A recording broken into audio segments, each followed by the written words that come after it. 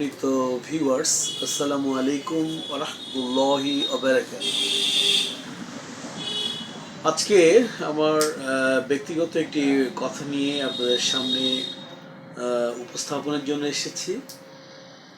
মহান সৃষ্টিকর্তার দরবারে লাখ কোটি শুকরিয়া, উনি যেন কথা বলার তৌফিক দান করে আমাকে। সেটি হলো যে জন্মদাতা মা যার এখনো জীবিত আছে পৃথিবীতে, এবং তারা বেশিরভাগ ক্ষেত্রেই দেখা যায় মানে বয়োবৃদ্ধ তারা।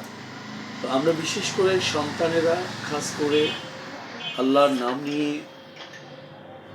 এবং নবী রাসূলের যে কথা, যে শিক্ষা, কোরআনের যে শিক্ষা, হাদিসের যে শিক্ষা, সেটি হলো যে আল্লাহর পরে আমরা অবশ্যই আমাদের বাবা মাকে আমরা সেবা শুশ্রূষা করব পৃথিবীতে। মহান আল্লাহ পাক আমাদের জন্য এই সেবা করার তৌফিক নসিব করেন। এটা আমাদের আমরা যেন সেবা করতে পারি এই ধরনের একটা মানসিকতা আমাদের মধ্যে তৈরি করে দেন।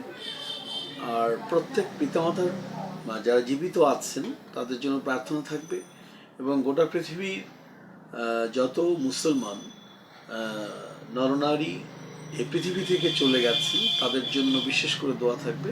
সম্মানিত ভিউয়ার্স, আসসালামু আলাইকুম ওয়া রাহমাতুল্লাহি ওয়া বারাকাতুহু।